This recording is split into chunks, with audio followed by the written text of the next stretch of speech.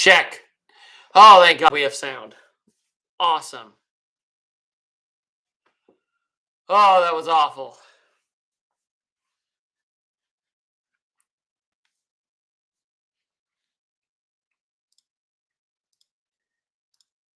All right. Now I can finally do this the right way.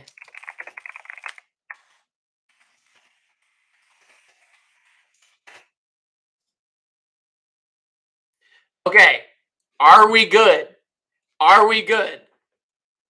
Oh, dude. That was so stressful. The worst thing ever.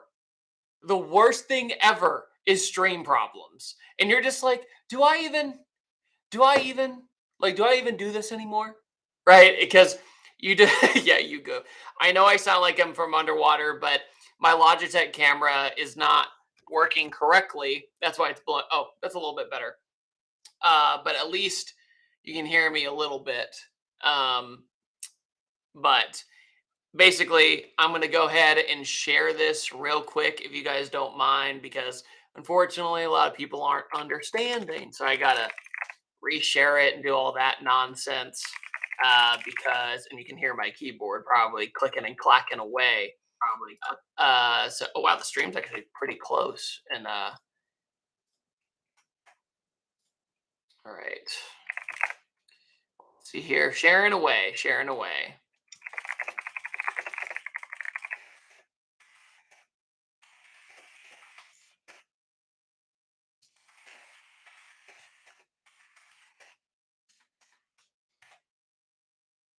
I promise I will pay attention to you guys for as long as you guys want. I am almost there because my life had to be harder. It's never easy, right, guys, to just get it going. Uh, but no, as I do this, I just want to say I haven't live streamed in so long, and even though like there's like rumors that algorithmically, that is a word, it's not smart to do. Um, it's still worth it because I get to have this like personal time with you guys. It's a lot more intimate and fun, and I can tell you what's up ahead and why I'm so stressed out all the time, and what's on the schedule when it comes to video content, where I'm going to be. Um, great time. I'm going to actually put you guys on my Instagram stories. Give me a second. Everybody say hi in the chat for me so I can show everybody. Oh wow, this is it's pretty fast actually. All right. Uh Hello world, we're live streaming. Everybody's saying hi. Come hang out. Here's the link. Oh wow, this is weird. I'll put the link right here and say hi to myself and come ask anything. Come hang out. Talk cars with all these fine people. It's going to be a great time. All right. So now I got to get this link. Dude, live stream. Dude, how do you guys have to give credit to people who do like Twitch every day? Like that is so tough. It's so tough. Let's see. Share. Copy. Back to the gram.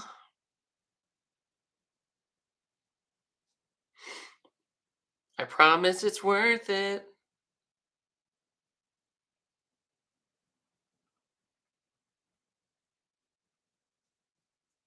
Okay, so I am going to get started right now. So, yeah, I'm too boring to be able to lecture. The Civic, okay, I'm going to do my very, very best to go through chat. Okay, it's foggy in the right corner, you say? Okay, let's give it some elbow grease. See if that helps. I think it kind of helped. So basically, I'm going to give you guys updates on everything going on, why I haven't been uploading as much lately. At the same time, kind of a new approach to how I'm going to be making videos this year. And I'm also going to tell you every video that I have ready to edit, because as many people don't know, I do everything. I edit the videos, I film the videos, I travel for the videos, I film the videos. And so, is that smart? No, it's absolutely not smart. I should just hire people or do my best to hire people, but it is what I like to do. I like having the ability to have complete control. But it comes at a cost. It comes at an absolute cost. And that's why, like, my hair is growing out too long. I have the stress beard going on. Um, but essentially, I'm going to do my best. I actually have a notebook of everything going on. Give me 1 second. So if you ever wondered, this is what my notebooks look like of everything I have to get done. This is how I keep track of everything with my chicken scratch handwriting. But what we have on the table in the future of this month and the next month, let's see. We're gonna keep on going. Keep on going. All right. So we have a big turbocharged 4-cylinder Camaro. I know that sounds really weird, and that's why I said yes to doing it. Built by ZZP. That's going to be really interesting. It's a great comparison versus, say, a normal Camaro SS per se. So that was a cool experience. It's the second to last ZZP video. So we've done all these weird sleepers with them. It was a ton of fun. Huge thanks to ZZP. We have a teenager's Audi sleeper. So it's an Audi A4, I believe. Someone's going to correct me on this. Is it the A4 that still had the supercharged V6 in it? Anyway, it's that one. Has the supercharged V6 in it. And it's this dude's like first project car. And it makes like mid 300 wheel. And I was like, this is one heck of a first project car. And it looks completely stock. So if you see a super boring looking Audi on the page, it's still pretty cool. It has like the big supercharger one and all that good stuff. I had got a ride along in a 2200 Calvo Viper. It was a customer's car, so I couldn't review it because, customer's car. But I was able to do that, and it was pretty spectacular. Automotive Idiocy, that is an inside joke deep cut, and thank you so much for the $199. That's awesome. And I'll tell that story later if you guys want the context for that. But then we have Kyle Loftus's ZR1 Corvette. Kyle as in 1320 video. ZR1 makes like 800 something wheel. It's crazy, right? Basically dead hooks. It's pretty rad. Then we have a built spam call. Then we have a built ATSV. This one, I'm going to be honest with you guys. In person, it's really cool. But when it comes to creating a thumbnail and title for you guys, it's going to be really hard. Because I know this sounds contradictory. The car is really cool. It makes like over 600 horsepower out of the V6. But it's kind of a hard sell, right? It's a white Cadillac. So if you see that, you know what I'm talking about. It's pretty cool. I got a Pontiac GXP. So the front wheel drive V8 LS4. Was the LS4? Anyway, it's the same motor and setup as the Impala SS. The same Impala SS that was like in Drive, if you remember Ryan Gosling. Yeah, and this had some like bolt. This white Cadillac is faster. That's a good idea. Then I got this. This one I've been stumped on. It's this really clapped out old Chevy mini truck. I can't remember off the top of my head. I have it in my notes.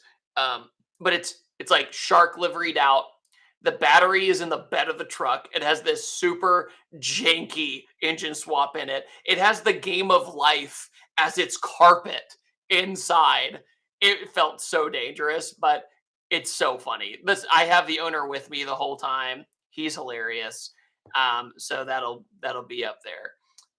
By the way, Eric, is it Eric I really appreciate that. The super chats, by the way, are always super appreciated. No pressure, but unfortunately, the way the YouTube algorithm works, or fortunately, how you want to look at it, it is much easier for me to catch those questions. And plus, it helps me fund my trips to give you car reviews. But no pressure, guys. We're all here hanging out. Next is I don't know how you guys are going to feel about this one.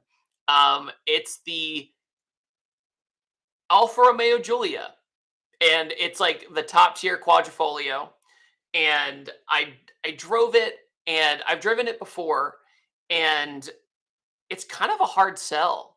You know what I mean? Like it's one of those videos where I know it's going to be a good video, but it's tough to get people to be interested in it if they're not into it. And I just want to say that I'm not complaining. I'm just saying I do take risk with some of these videos because of prior history. I've noticed that some cars do better than others. The Julia did not do good the first time I did it, so maybe it'll do good the next time I do it. Hello, James Wood. He's a homie. Blah, blah, blah. Oh, okay. You guys might like this one. A brand spanking new Porsche GT3. I know you guys might not be supercar people, but this is just, you can't say no. How do you say no? To driving something like that in the mountains of Georgia. It's just amazing. And the same day I drove the brand new Audi R8. It was PDK. The GT3 was PDK. Oh, son, bought my MR2 Spider last fall because of your video. It's a blast. You are so right. Also, grew up in Henrico. Holy crap. First of all, thank you for the super chat. Super appreciative. And at the same time, yeah, man, we used to host car meets in that county, and those police don't mess around. They'll give you a ticket for your tag like a day after it's expired. Okay, so everybody, for some backstory, Bartek here, or Aqua SE, or we call him Aquace. He and I play Warzone all the time on COD, and we always joked about me doing, like, as an April Fool's joke, reviewing all of the vehicles in video games like Warzone. Thanks for the great news. Okay, so here's one I do really want to talk about a little bit more in depth. So this one is a Chevy Opala. Does anyone in this chat know what an Opala is? And also, are you going to watch the video because it's a classic car? Classic. Okay, so that's okay. If you say no, that's okay. But a Chevy Opala is this kind of, here. So imagine like a Chevelle, like say a Chevelle is like this. You scrunch it down, you put an inline six in it that's not great. Yeah, a Nova is a better comparison. It's not a great inline six, but the Brazilians, it was only made in Brazil.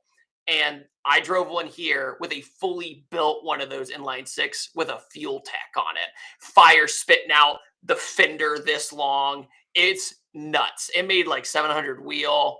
It was really cool. Really, really cool. Apollo SFM, excuse me, SFM, I just stuttered. I'm thinking I'm buying a Porsche 944. It's got some issues, but can get it at a decent price. Thoughts? Fun fact, one of my first ever car reviews was the 944 Turbo. And in my personal experience, they do come with a bunch of issues. That's just my personal opinion. But a lot of people swap them. They're really good chassis, but the motors are kind of finicky and the wiring's finicky. So if you start switching over the wiring and start doing that, then you should be okay. But it's going to take some time as a project car because the parts are pretty tough to find. So once again, thank you very much, Apollo, for that super chat. Really appreciate it. Let's see here. Oh, you guys are going to like this one. So, do you guys know of a man named Josh Robinson, a Formula Drift driver, and he drove the Hoonigan themed Ute from Australia? Uh, it's in Forza Horizon. He won Road Atlanta in it in the Pro 2 class. And Josh is my drift coach. So, anytime you see me drift ever, it's thanks to Josh. He got me into the ice drifting and stuff like that, and he finally let me drive the Hoonigan Ute. So I'm very, very excited to show you guys all that. It makes 1,000 horsepower. So it's my first time drifting 1,000 horsepower, or let me say drifting, attempting to drift 1,000 horsepower. Um, MiU 96, Chevy SS, Holden Commodore, or Dodge Charger? That is a question. Oh man. So I drove the Chevy SS in manual and I loved it. It was awesome. But if we're talking like Hellcat Charger and not 392 Scat Pack, if it's Scat Pack versus Chevy SS, Chevy SS. If it's anything above, I'd go Charger. So thank you so much for the super chat, Miyu. Ginger Kid Customs, quite the name, man. That's awesome. Hi, David. Much love from New Zealand. Hope to see you make the trip over here one year. I want to come this year. So if you have connections or something, I want to go at least to Australia or New Zealand or both. So please let me know if you know the scene there. We have tons of dope builds. Love your content. Keep up the hard work. Thank you so much, Ginger Kid Customs. Daniel Oz, is it Oz or for Australia? I don't know. I'm sorry, but thank you for the super chat. James Wise, thank you so much as well. James, I see you comment every day, man. You are an OG, and I really appreciate you. Okay, so I know. So if you guys don't know, I have a Patreon that I'm going to be completely transparent with you. I don't really touch it that much because I am one guy, as I talked about before, and I have such a bad time keeping up with it. So I apologize if you're a patron. And there's a Discord link in that Patreon that I used to go on quite a bit, but life just got in the way, you know. So I greatly apologize for that. But either way, any support, appreciate it, y'all. Eric, best Ford platform in your mind? You're gonna make me say it, man. Either the Coyote or the Barra. I probably said that wrong. I'm so sorry for everybody in Australia. But those are my two favorite engines from Ford. I mean, the Predator engine, the Shelby GT 500. The Voodoo's cool past 2017. But yeah, that's just how it goes. That's my personal experience. Those have been the best in my personal experience, not in an objective way, just lived and breathed it. Those have been the best. I'm going to have a sip of water. It's like when somebody awkwardly has to answer a question at a convention and they're like, please hold. Okay. I'm going to keep continuing. Okay. So, Ginger Kid, it's Barra, correct? Okay, because Josh corrected me like 5 times. Okay. Next. So I'm going to tell you guys a story that I haven't told yet. And let me know if you think this would be a funny video. Because it would take forever to edit. I just want to be absolutely clear. So Nissan hit me up. Do I have the badge still? 1 second. So this is just laying around. So here is a Nissan badge for an event I went to. It's kind of cool. Got cherry blossoms and everything right there. So here's the deal. It was in Madrid, Spain. And last year I flew 165,000 miles. Now here's the issue. Nissan calls, and by the way, this is none of Nissan's fault. It's totally my fault. So they go, hey, we are unveiling a new Formula E car, and you get to ride in a Nissan Leaf race car.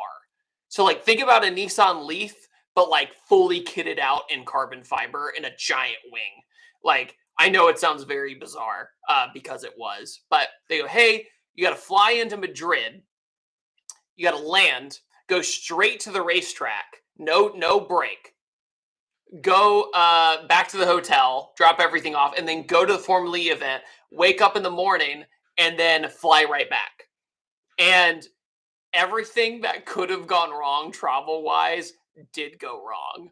And I think I might edit it in a way to where it's not so much talking about the cars and the event as much, but just how hilarious the travel story is.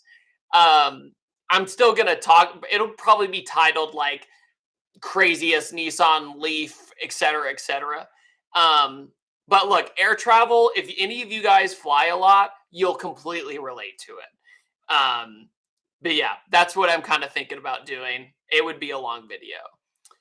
Speaking of long videos, I definitely want to thank everybody in this chat who watched the Fast and Furious video because it has the best watch time in my channel's entire history of 10 years.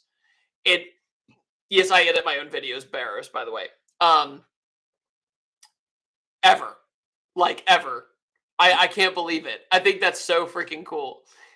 Grand Prix GTP02, the Driveway Auto Reviews. What is your take on the newer Honda motors? I currently have a 2014 Accord EX 2.4 liter 6-speed, and I'm looking to upgrade ideas. By the way, OG, ThatDudeinBlue subscriber. Thank you.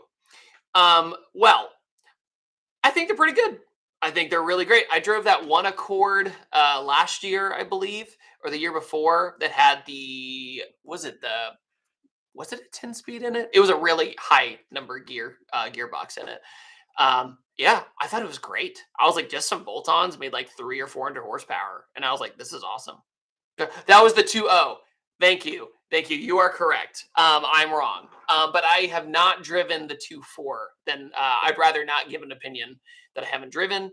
But yeah, I don't really see why they wouldn't be that great. Hondas are typically pretty reliable. But I'm sorry for not a better answer. But once again, thank you for the super chat. It means a lot. Also,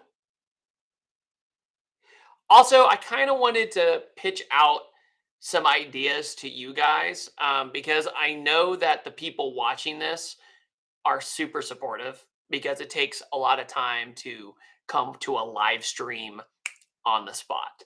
And you guys are going to be honest with me uh, and you'll give me constructive criticism. And one of the biggest things that I would love to do is I want to film a car culture documentary in uh, Thailand. If you guys don't know, they have a really cool car scene there. I was going to go in February, but some financial stuff got in the way. At the same time, just scheduling in general got in the way. So I would absolutely love to do that. I just have to save up the money to do it because it's about 2 to 3 grand to go. And by save up, I mean dedicate, dedicate that cash to get there. And also, I would love for my wife to come too instead of being gone for a week. You know what I mean? So that's like 4 grand. So I got to make sure I get that going and do it the right way rather than rush it. So I'm doing that. I would love to do that. Obviously, believe it or not, I've never been to Japan. So I'm trying to get to Japan. But I need to I'm probably going to ask advice from, like Dustin or somebody. Yes, Dustin Williams. He's been there a million times. Basically, the other thing I would like to do is Australia and Down Under. So I think those are the trifecta on the other side of the globe that I'm trying to do. Because if you guys have seen the Puerto Rico one, that's one of my favorite videos I've ever made. If you haven't watched it, I promise you'll enjoy it. But that would be the format, but in these other places. Yes, CB, Chad. Chad is my connection in Thailand, and he is the one who invited me out to go to the car show in February, but now I can't make it. I need to actually let him know I can't make it to go to a different one. Please hold. And when it comes to other things coming up, Okay, so to let you know how crazy I am, let's see here. I'm doing a video that takes a lot of editing. Basically, the video it's very simple, but it's basically a good entry level video for people building project cars about like mistakes I've made and stuff like that.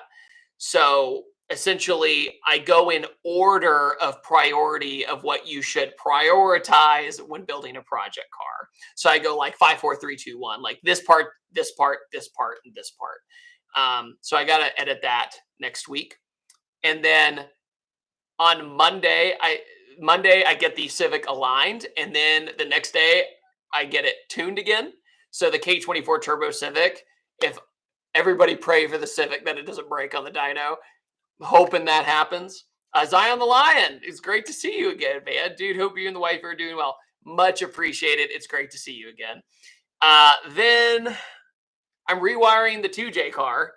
So that's another thing. I got my wiring harness, my entire body harness for the 2J car. Finally got that. Basically, after that, I go ice drifting. If you guys remember, to train for drifting, I go to Minnesota and drive on World Rally Car studded tires and teach myself how to go better and better drifting. So I'm going to be filming that. That might be more. I'm going to make a documentary about that with Texas Drift Academy. So I got hired to do that. Then immediately after that, I fly to King of the Hammers. So if you guys don't know what King of the Hammers is, it's basically one of the most intense off-roading experiences there is. And I'll be driving the race version of the Bronco for a video. So I know off-roading videos don't do that great on my channel, but I think this one's going to be pretty fun because it's going to be like a Bronco Raptor. So that's going to be really, really fun. Let's see here. Excuse me. Yeah, make sure not to hurt your spine. You are correct, dude. Yes, I had Zaxby's before this stream. I like Chick-fil-A more, but it was closer. So I could stream. Daily Driven. Hey man, hope you're well. 2 questions. Are you going to any drift events soon? And how did you get started reviewing cars? Getting that first set of keys, that's a great question. So a bunch of people on here pretty much know the story, but I'll kind of nutshell it. So essentially, I was doing stuff for film school. I was doing special effects videos. Those weren't taking off. So I switched to car stuff because I was going to car meets and stuff all the time. And then to practice reviewing cars, I reviewed my own car, then traded in that car, and then got Smurf, the 2013 Mustang. Then practiced again by reviewing that car. And then my best friend at the time, who's still one of my best friends, had a 350Z. And it was clap, dude. This thing was rough. It had like a bad subframe and stuff on it. And he was like, I don't care about this car. Go. So he threw me he was the first review of somebody else's car, was this like plasti dipped topped 350Z. It was the first time I drove somebody else's car for a video. So that, and then later down the road, people would go, hey, if he can handle that, he could probably handle this, and then so on and so forth. I hate asking. It's one of my least favorite things to this day. I hate asking to review cars. I hate it. I'm much more comfortable with people going, hey, I would like you to do a car or my car for video. That way I know they're all the way in it, rather than me like convincing someone to do it and making people feel uncomfortable, because that is a real thing.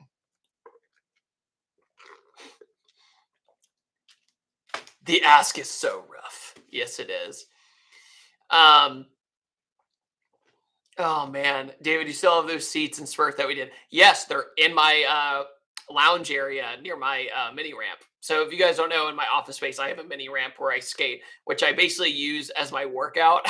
Like when I get really stressed out, I'll go out there and skate the ramp some and get some energy out. And they're sitting right there next to the mini ramp for people to hang out, because I took those out for a different set.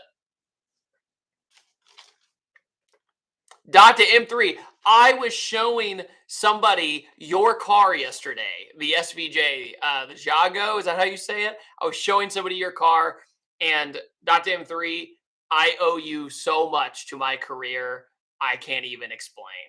So many people ask me what the most memorable day of reviewing cars ever was. And for me, it was your Huracan, your Aventador, and the 918 the next day because I felt like I had finally done something with my life in this career. So thank you. PK Boy, would you do another music to drive to video? No, unfortunately. I had the worst watch time. It had terrible click through rate and it did really bad. And it was a really hard video to edit, believe it or not.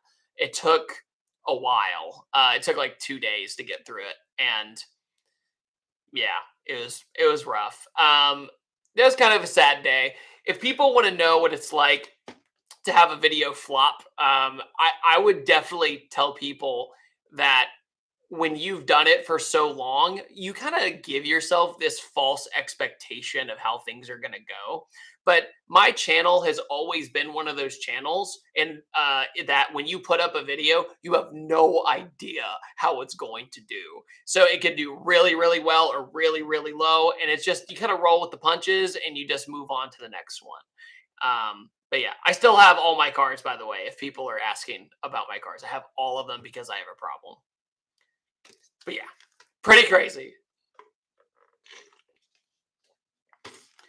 All right. Let's see here. Brandon, yeah, it is definitely. Oh no, somebody mentioned the drift coupe.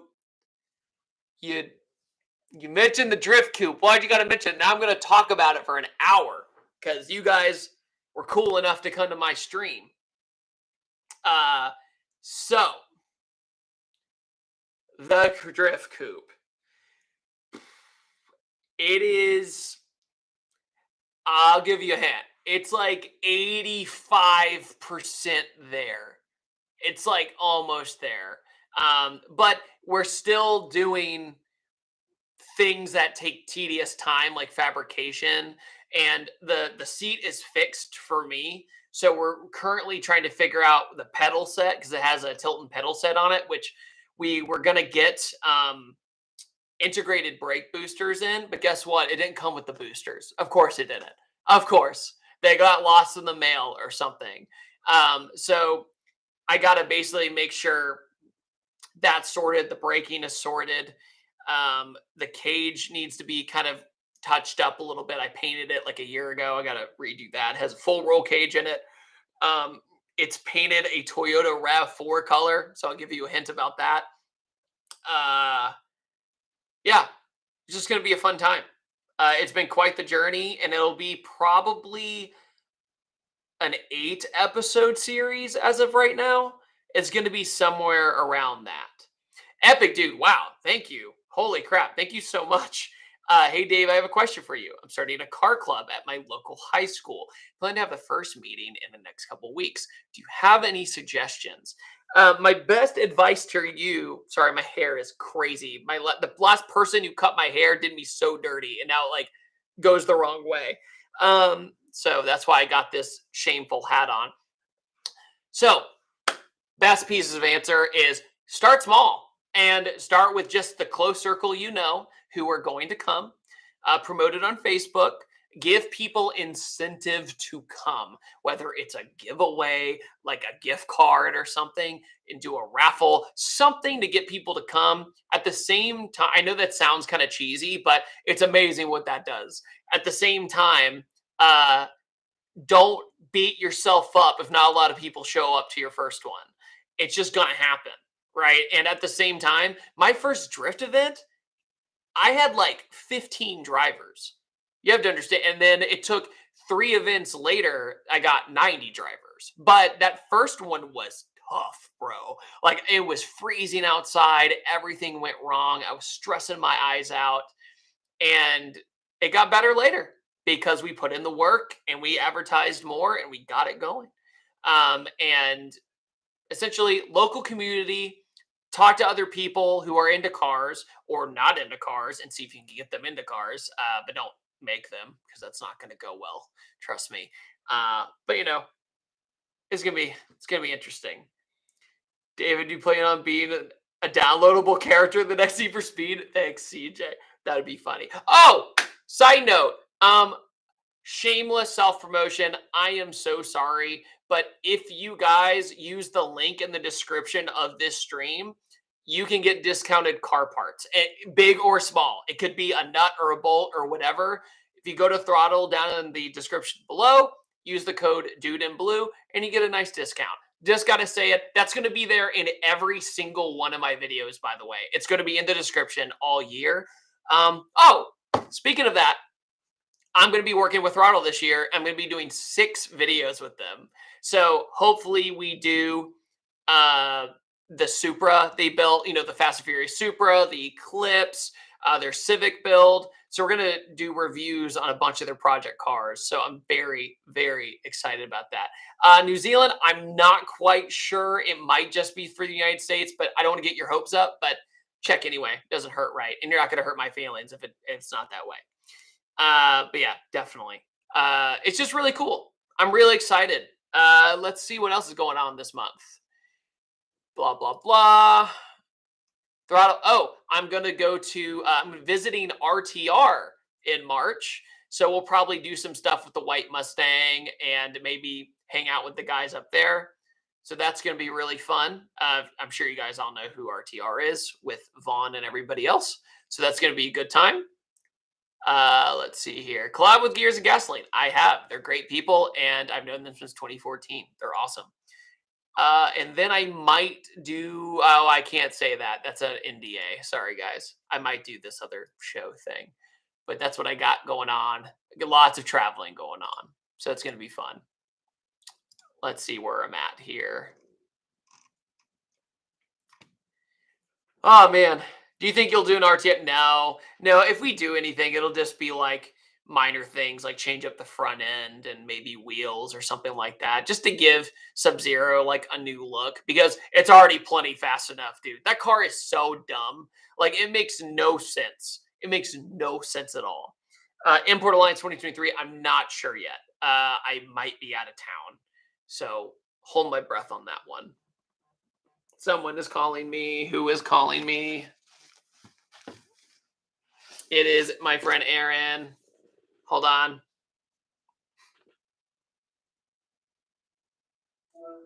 Hi. Hello? I'm streaming right now. Say hi. I'll call you back, all right? So that is Aaron, who got me to work with the Tony Hawk Foundation a year or so ago. That was amazing. So Alex, the FBI. I'll talk to y'all later on the Xbox. Them kids playing the Xbox. Give me 1 second. All right. So I also think I have another idea for y'all. Hold on. After stream. Okay. Sorry. I'm trying. That's right. Ronnie Bars. That was him. That was the man. The man, the myth, the legend, Ronnie Bars. Let's see here. Oh, the Dodge Magnum update. Still need to replace the clutch in that. I'm looking into which clutch I want to use. Stuff like that. And hopefully we'll have that car back. I definitely never got to drive that car, So I definitely want to do a car review on it and everything else when it's done. Thoughts on GM investing into making a 6th gen V8 engine? Great question, Aldo. And also thank you so much for the super chat. I'm happy about it. I'm pretty happy about it. Oh, hi, Eli. So Aldo, GM doing this tells me 2 things. One, out of all of the American brands under so much pressure right now, and I can rant about EVs for literally 100 years. And I almost want to make a documentary about them. I'm this close to doing it, to kind of talk about all the ins and outs of the EV industry, because that's all I have to that's all I hear anymore. Every press event I go to, we're talking about electrification. Every single press event, every single one. And I'm just like, I can't do this anymore. But anyway, so GM doing that makes me really happy. The Z06 proved they can make really cool V8s. And actually, while you guys are here, uh, when I drove the Z07 package the night before, I ate food that didn't sit well with me, and I drove the Z07 so hard that I made myself throw up. and and it was, thankfully I made it. Like I barely made it to the pit. I'm talking this close. I'm coming around the final bank, and I'm in this bright red interior, like the dash, the carpet, everything. Like this is gonna be bad. And I'm wearing a Hans device right here, and I freaking open the door and I pull up with the Hans device, pinching into my shoulders. I'm just like, see you later. It was, man, it was rough. It was rough. Hold on 1 second.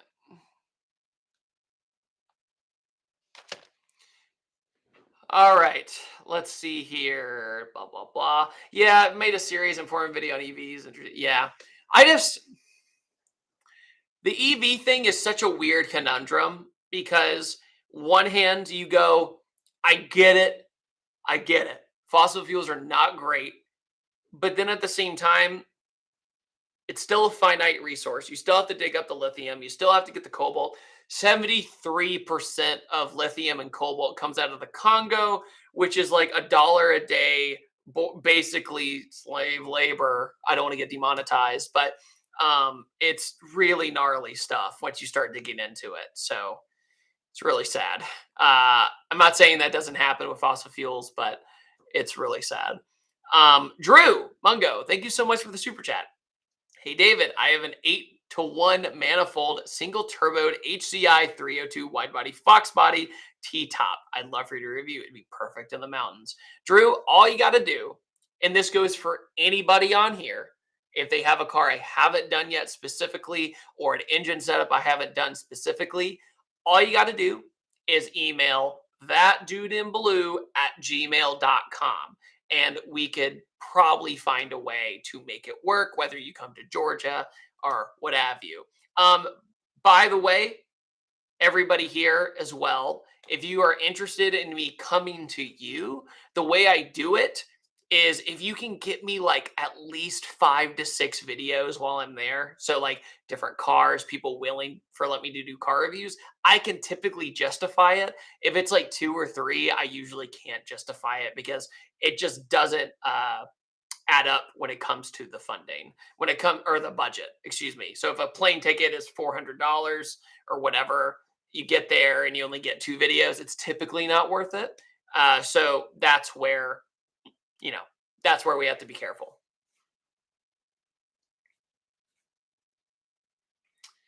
I'm gonna give my voice a break for a second. So I'm just gonna keep. Okay. Somebody just mentioned the Chevy Sonic. So the Chevy Sonic was, and this is not me complaining, I want to be very clear, just factual. It was the worst performing video of last year. So it just took a lot of motivation out of me.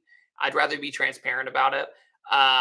It only has a 1 gallon fuel cell in the car because it was the jump car for Deer Deck, and that's all it was meant for. So basically, it can drive like nowhere, and then it runs out of gas. So it's a lot. It's a lot to like really fix in that car. And the roll cage is shaped around the gallon fuel cell, so we'd have to put it somewhere else.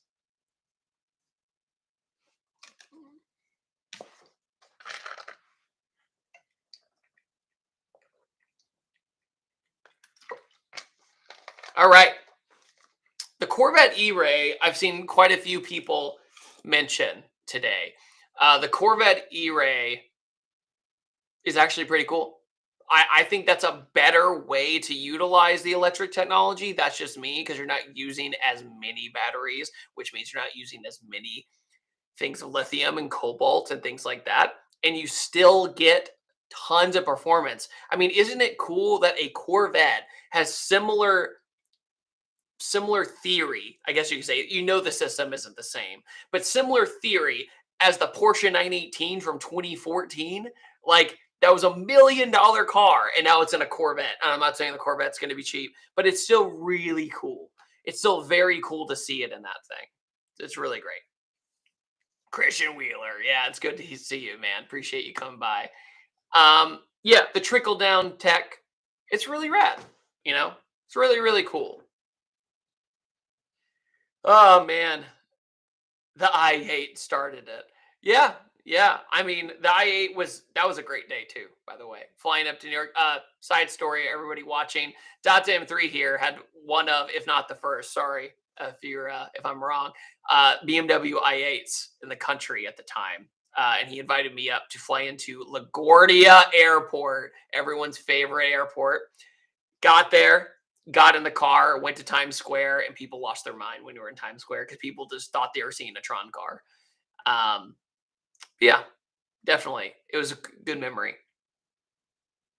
Yeah, who cares about practicality? Yeah, well, I mean, when it comes to the electric, it's not so much that it's practical, it's that it adds performance, and I think that's really cool. I think that's really rad.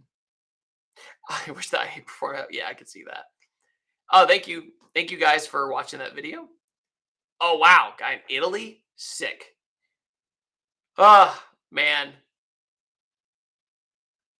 giving my voice a break. I actually might have cough drops. Give me 1 second. I don't know how streamers do this, dude. I don't know how they do this forever. Like, how do they do this forever? I think the longest stream I ever did on here was like 5 hours. There were 6 hours, and that was quite a bit. He needs some milk. I got water though. Smart water. You needs honey. Yeah. Yeah, honey is a great one. Honey's great.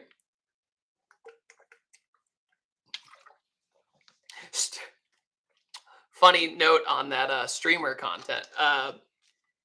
People don't really realize that when I'm filming a video, I am talking to myself. I look like a crazy person, right? When I'm driving and I'm looking over at the windshield and there's this rock. I'm talking to a rock, right? Which I know translates into talking to you, but at the time you're like, hello, darkness, my old friend. Interceptor 1986. Opinion on a small engine, low power grassroots racing. I upgraded last year from a 1.2L in a Mitsu Mirage G4 to a 1.0 Turbo Skoda Fabia Mark IV. I race in sub 1.4 class here in Austria. Greetings from nearly midnight Europe. Well, thank you so much, Interceptor. By the way, I've been to Austria. Your country is freaking beautiful. Absolutely gorgeous country. I went to Hangar 7, the Red Bull Hangar 7, and explored Salzburg and a few other places. It was really, really cool. And I went to the Eagle's Nest because I'm a history nut, so I went there too. History. Anyway, I love that. I love the idea of taking cars, small displacement, low power, because then driver mod is truly in effect. If somebody has a much higher horsepower car, sometimes you can hide skill level or lack thereof. And that's what I really like about that. Man, that sounds like so much fun. That sounds like so much fun. Eric, what's your favorite story you have shared? Um, man, I'd probably say the one on VinWiki I shared about me running from 5-0 in Missouri. That was crazy. So if you haven't heard that story, it's a really long story. So if you want to go on that, no problem. But yeah, just like I have so many amazing memories thanks to everybody who's in this chat and supporting me all these years. Okay, Mega Musta. And by the way, Eric, thank you so much once again. Sorry. Mega Musta, thank you for the super chat. Have you thought about doing videos on RC drift cars or RC in general? I think drift those cars around in your work area. Half pipe would be sick. Yeah, that'd be actually a pretty fun video if we got like people who were experts at it and tried to do tricks and stuff on it. That'd be pretty fun. It's kind of like when people do crazy carts. Crazy carts are so much fun. Let's see here. Doctor, I could see that being true. As a daily, I think they're fine. I totally get the appeal. Like Lucid Air, holy crap, those are nice cars. But I like don't want to admit it in one way, you know? Jay Fastlane, dude, great to hear from you. I think, man, it's awesome. It's been a while. Let's see. And also thank you for the super chat. Thank you.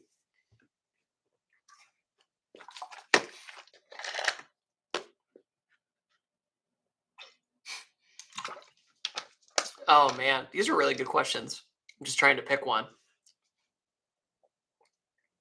Dude, yeah. Um, Jay Fastlane, dude. I remember that day like it was yesterday in that tiny, tiny, tiny parking garage. For context, I met Jay Fastlane 8 years ago in 2014 when doing Rally North America, which was actually the same rally of when I told that story about Missouri earlier. Fun times.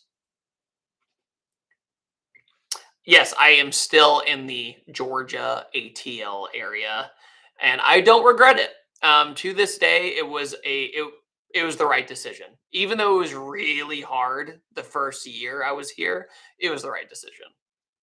Especially, I know it sounds kind of a lame answer, especially because of the airport. The airport is so good here, and you can fly almost anywhere in the world on one plane, which takes so much stress off of me. Drew, you asked the question, man. That is my dream car review. Is Koenigsegg's. They're my favorite supercar company or hypercar company. Who cares? You know, a fast supercar ish company. I would absolutely love to do that. That's like way up there on my list. Especially if I wanted to fly there and go to Sweden and see the factory and do all that. Because I have toured Pagani and I've toured Lamborghini. So that would be just another one off the list for sure.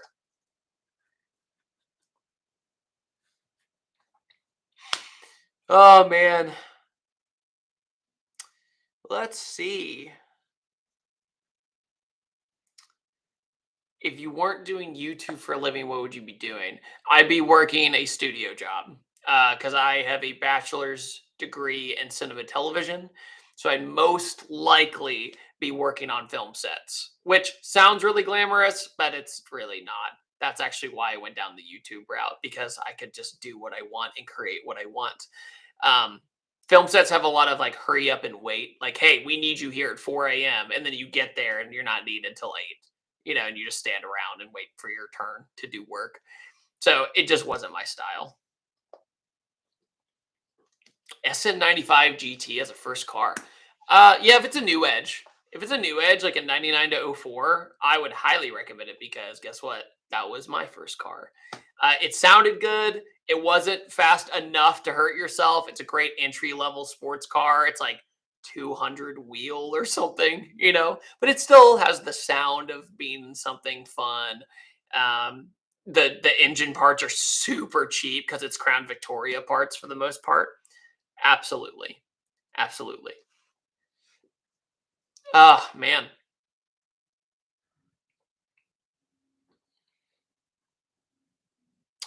Who is your favorite YouTuber? Oh, man. You know what's funny? You're going to probably be shocked about this, but I don't watch hardly any car automotive YouTubers. I'm friends with almost all of them. Nothing personal. It's just that I live and breathe cars every single day that it's nice for me to kind of have an escape and watch other YouTube channels of different subjects, especially history, because history is my favorite other thing in the world because I don't think enough people put enough importance into history anymore, and that makes me really sad. Growing up in Virginia, it was kind of beat into your head that history was important because if you think about it, everything happened there. You know, the Jamestown, Roanoke Island, the first settlement was pretty close to North Carolina. Uh, Washington D.C. is close. So many things happened there, and so you had a nice like feeling of importance of everything there. So I watch a ton of history channels. If you want a really digestive one to watch, it's called Oversimplified.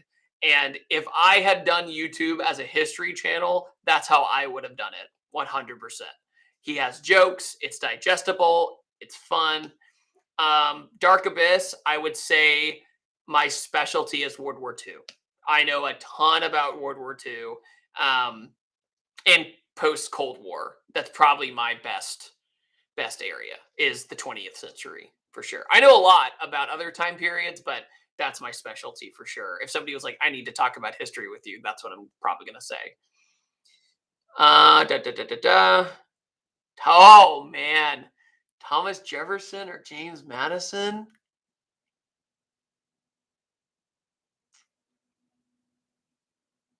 This is such a conversation that nobody else cares about in this company. Like, to me, that's a really hard question because I know so much about both guys. But Jefferson, he writes a lot of great things, obviously, but he kind of contradicts himself a lot.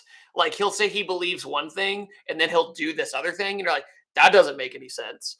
And Madison, unfortunately, his only rep in history is that he was short. Like everyone's like, yeah, he was the shortest president of all time. It's like, no, he did some good things too. Anyway, oh, Kyle B said, yeah, dinosaurs. Yeah, I wanted to be paleontologist as a kid, which is also historical. T Zid, I am so sorry if I got that name right. Wrong. If I got that name wrong. How do you feel about ninth gen Accords? I have a 2015 6x6 coupe and disappointed in how little there is to do with them besides an exhaust. Yeah, I don't think, excuse me, I got a burp. You get that weird like half and half here? Excuse me.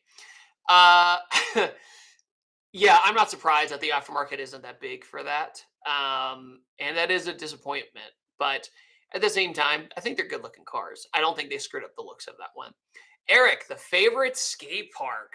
I have quite a few. The first skate park I ever went to was called Vans Skate Park. Yes, the shoe company.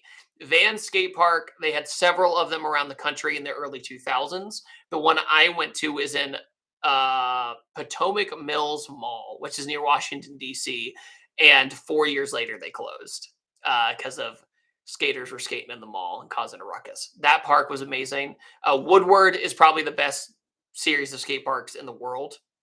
I went to Woodward 1 year. I kind of regret not going later in my life. I went when I was 16. Socially, I didn't really know myself, so I kind of let myself get bullied a little bit there. At the same time, I just didn't. It was tough for me. I still wasn't quite there to be at a park at that level, in my opinion. But yeah, Linda Vista is my favorite San Diego one, which is like, San Diego is like where almost all the pro skaters come out of in the United States. That's my favorite concrete park. So I'd say, yeah, there's a lot. There's a lot of good places. Is there a concept car you like? Yes. The FT1, the original Supra concept. Yeah, I love that one. And I also really liked the 90s Ford supercar they were going to build. And fun fact, the reason the Taurus SHO exists is because Ford was developing this supercar with the Yamaha engine, and then they canceled the supercar to build the Explorer instead. So then they took the Yamaha engines and threw them in the Taurus and said, there you go. Now we have a use for them. So fun story. Jay Fastlane upgraded from the Malibu and now got an M4 and a shop, underground auto house in St. Louis. Whenever you come back, let me know. It was a sophomore in high school when we met. Dude, I'm proud of you. That's amazing. Congratulations. That is an amazing career path. So stoked because you told me back then that you were really going to go after it and really shoot for the stars, I guess you could say. So congratulations, man. Proud of you. Chammy, holy, I don't curse, but holy shit. That is crazy. What up? I'll say what up 99 times if you want, but I not really, but thank you. Thank you so much. That helps me with my travels so much. That way I can make more content. Wow, that's amazing. Big baller. Jeez, that's so funny. Chammy, you know what? I'm just going to screenshot you and put you in a video one day. Hold on. There we go. Screenshotted.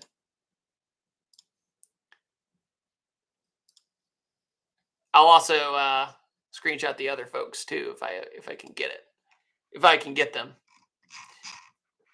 All right. Jamie, what the hell?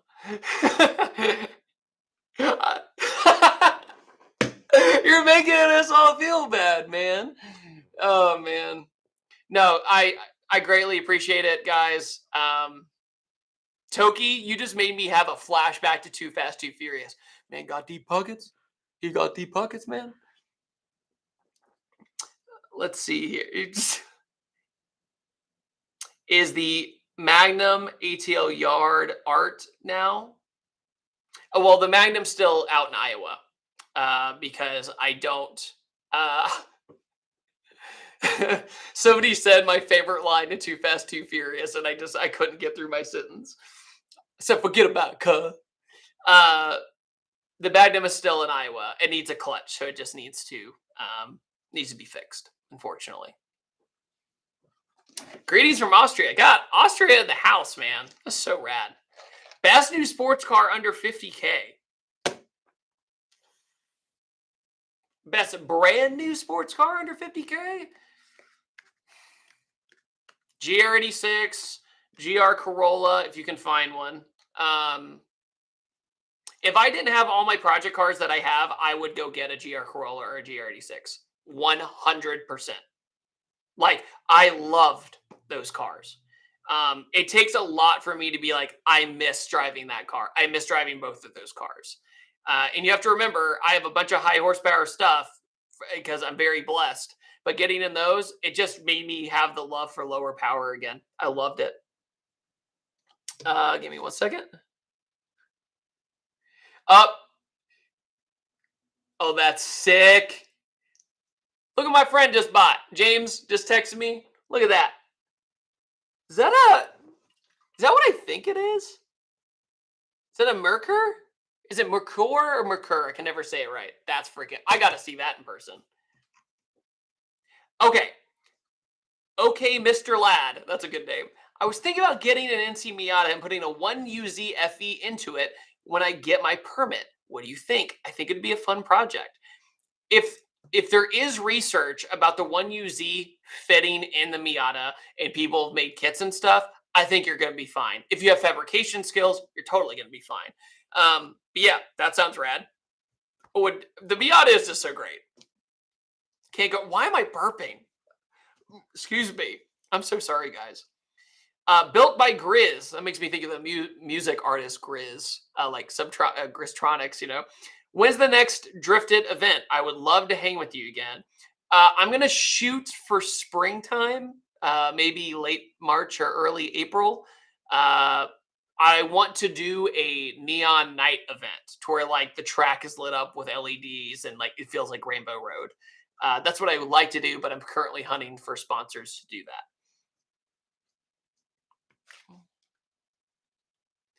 No, James, I have not driven one, and I would love to.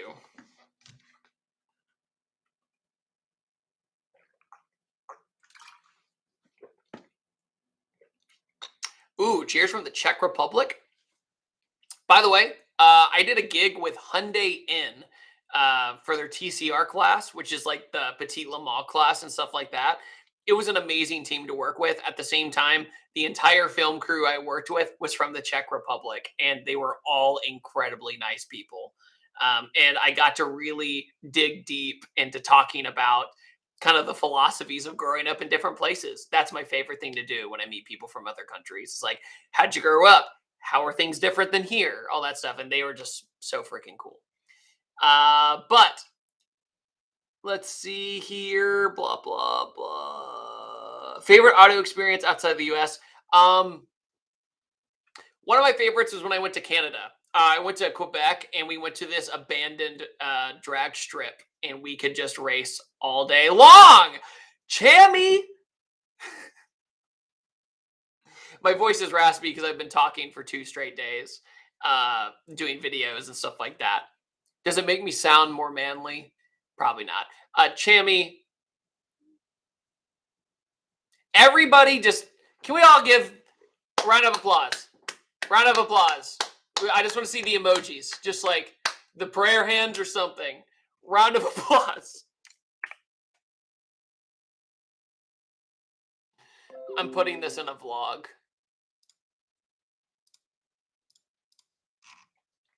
Chammy, Chammy alone is going to help fund my documentary trip to Thailand later in the year. So, you, dude, that's so amazing. That's so amazing. Oh, the salute! I love the salute. Oh man, that's so funny. What's your favorite year Civic to drive? Believe it or not, the old ones like EK to E or EG, EKs, those are my favorite. The EGs, there's just something about them. I don't know what it is, but there's just something about them. Love them. Chammy be here like, what color is your Bugatti?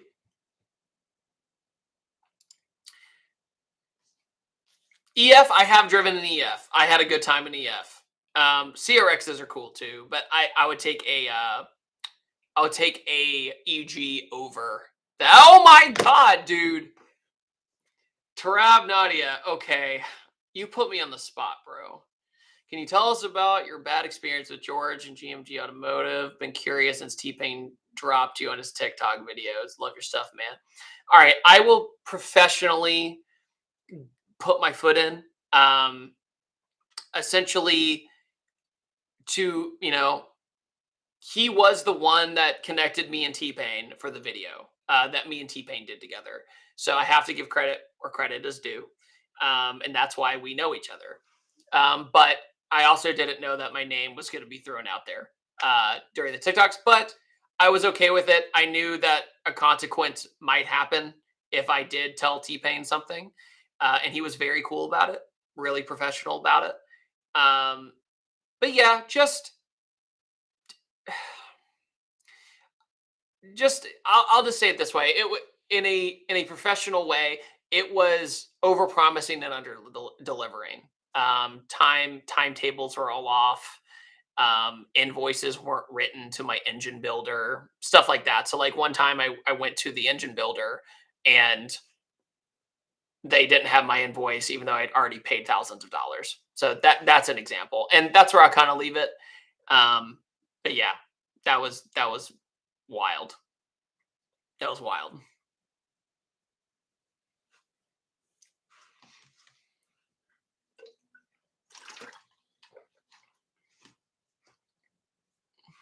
Let's see here. Will Yesco or F5 break record? I think the Yesco will.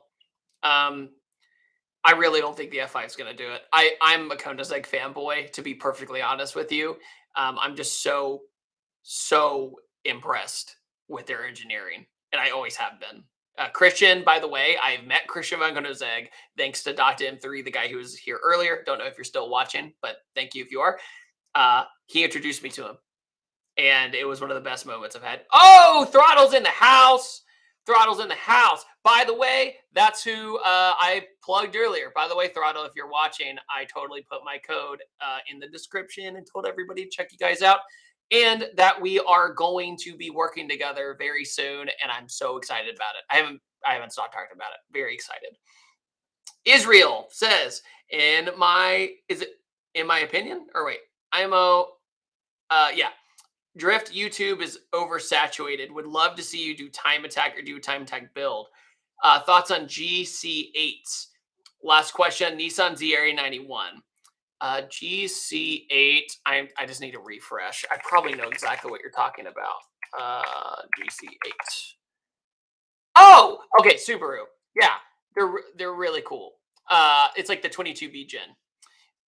So yeah, I mean Subarus to me, like I drove Justin's from Off the Line, which made 700 horsepower. It's probably my favorite Subaru I've ever driven. The chassis, everything about it, I just really liked. Nissan ZR91. So I feel like if you do a super chat, you deserve just a long ass answer. So excuse me if I go on a little too long. I went into the Nissan Z review thinking I was going to buy one. Like I was going to sell one of my cars. I'm going to do a full build on one and we'll do it on the YouTube channel, right? And I was going to go for more of a relatable build, like bolt-ons, like not big kits or anything like that. Just like if a generic or not a generic, if an average consumer bought this car, what would they do? You might notice my cars are kind of like that. They're more subtle. But then I drove it. And then, you know what made it even worse? I drove the manual A91. and my entire world was shaken up by that. The manual A91 feels like a distant cousin of the Mark IV Supra because the gearing feels very much like it. The way the boost ramps on feels a lot like it. It's really fun to drive. Toyota did the entire gearbox by themselves. The Nissan Z feels kind of fragile in some places. At the same time, it didn't give me as much confidence as the Supra, as well as not having a limited slip differential in the base model. That drove me nuts. The whole point of that car was to be an affordable sports car with some power. Next thing you know, you're 53 grand deep just for the LSD. At the same time, you can't turn the traction control all the way off, which drove me bananas. So, rant over. And also, throttle. Yes, still very excited. Got to answer you, obviously. Oh, man. Do you prefer rat rod functional builds or clean show builds? I probably lean more if okay, functional and clean. That's where I want to meet in the middle. It doesn't have to be perfect show quality paint or anything, but if it works and it looks good, that's more of my style. I've never been a super hot boy stancy guy. Just not my thing really, which is fine. But I respect it, especially if people do the body work right. That's where I really look into it because body men and painters are the most underappreciated people in the industry. That is my opinion. It is just so hard, like to do body work correctly and do everything right. It is so hard. So I really respect painters and body work guys.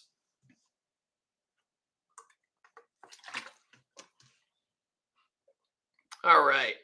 What is the best looking? That is a great question.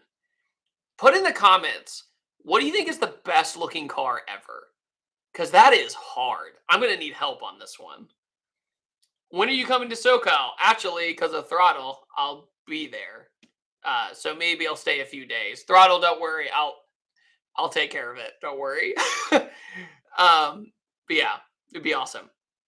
Andy ZZ, what do you think of the K11 Nissan Micra March? I need to look at it. Need a refresher. Oh, it's that thing. Like a cool little hatch. I like it. It's got a bubbly in a way. Let's see here.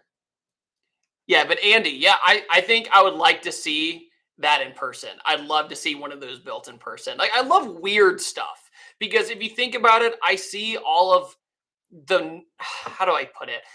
If you go to a car show, like a big car show, I see those cars a lot, right? So when I see the more obscure stuff, I jump up and down. It makes me really happy. Okay, let's see here. FT1. Yeah, you can't get that. R34, Ferrari 250. These are yeah, some of these are really good choices. Zonda's pretty cool.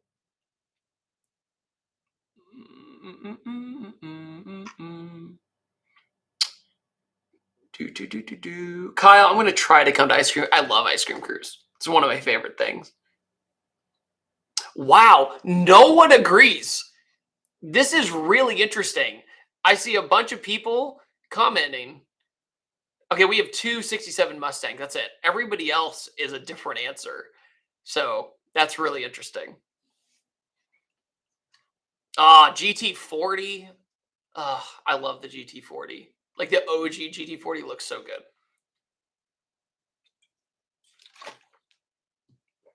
I'm telling you, MC12. Wow, no one agrees. That's so interesting.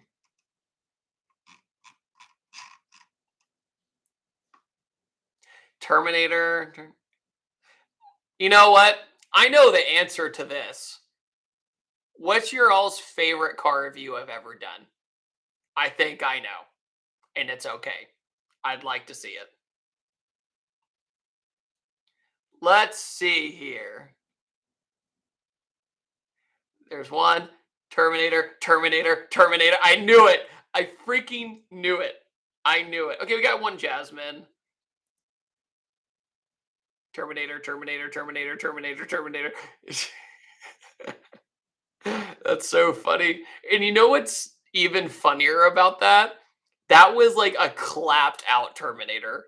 Like that thing had like 200 something thousand miles on it. It broke the day of the review. We fixed it and then I reviewed it right after we fixed it. So me romping on that thing, it was just broken like 30 minutes before.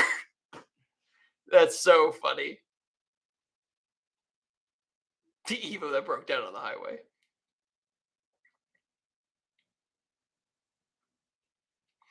Victor, so that's a great question. You said, have you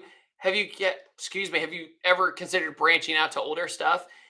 By the way, everybody watching, I'm not upset at you, but if I do old cars, they don't get watched.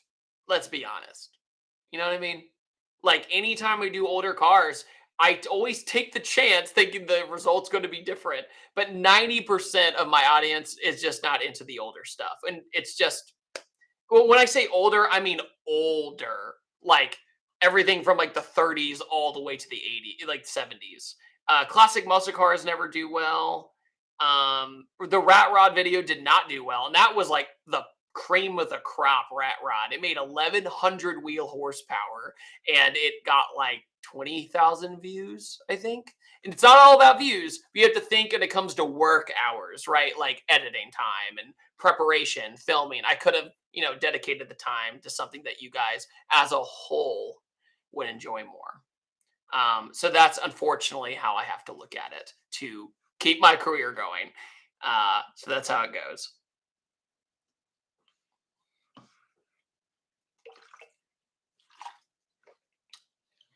Let's see here. You know, do you guys know what my favorite car review I've done in the past year is? Take a guess. I want to see what you guys think mine is.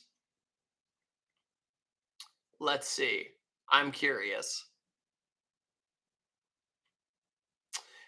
That one was really good. Okay, one person said it.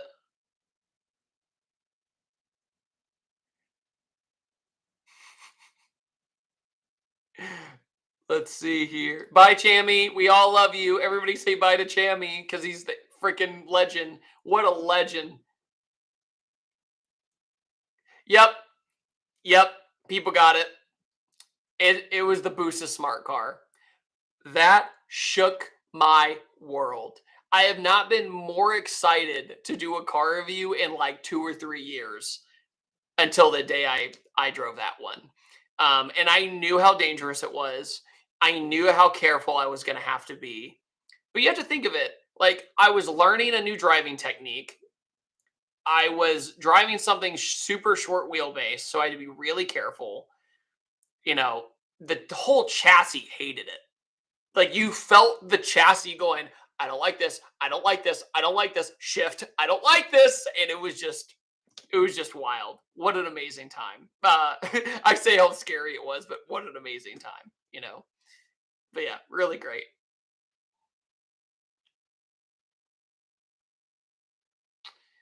Let's see.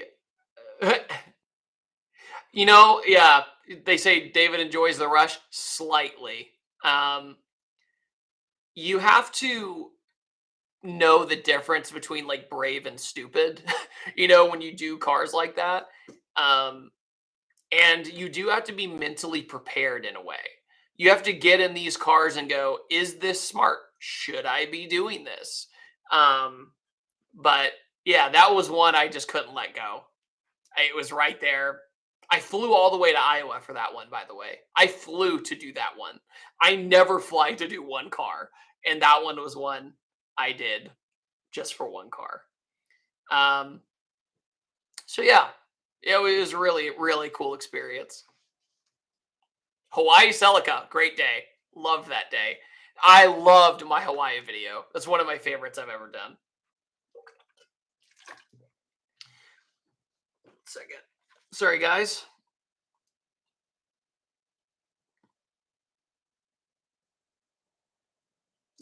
James Wood is saying your live is really good. Thank you, James. That's so rad. By the way, I haven't live streamed in like 2 years. How am I doing? How am I doing? I know the audio is not great, but how am I doing? Let me know if I'm bored because I've had a great time.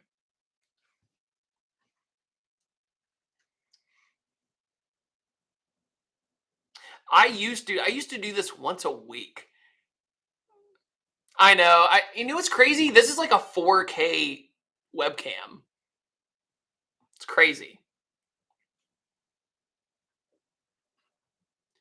I'm enjoying myself immensely. I think that's my favorite. Add some background music. I don't know. So here's the other thing too. I'm using, to be fully transparent, I'm using the YouTube streaming device because my OBS and everything else always has problems. Like it's always a nightmare. So that's why I was just kind of like, let's just throw her up there. Hopefully they can hear me well enough. So that's why I can't really do any of that. I can add background music through my speakers, but I don't think I can add it through here through the YouTube thing. Soon you'll be showing us your office setup. So basically, I have a high hertz monitor right here, so you can game on it and stuff if you really wanted to. Then right here, this PC, I'm sure you've seen them. Dude, I love to do. By the way, side note, I loved doing back in the day, like a few years ago. I used to do these DJ streams where I was teaching myself how to DJ, and people would join and just watch me figure it out, and it was really really fun. But the problem is that YouTube would nerf it and block it because it had copyrighted music in it. So that's why it can never really take off.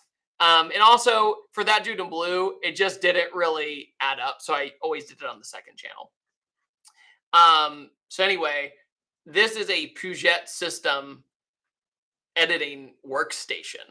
Like I saved up for a year to get this thing, and it's a beast. I absolutely love this thing. Let's see here. Going down, going down. How fast is too fast to be fun? Over 130. Like after that, you're just like, why am I doing this?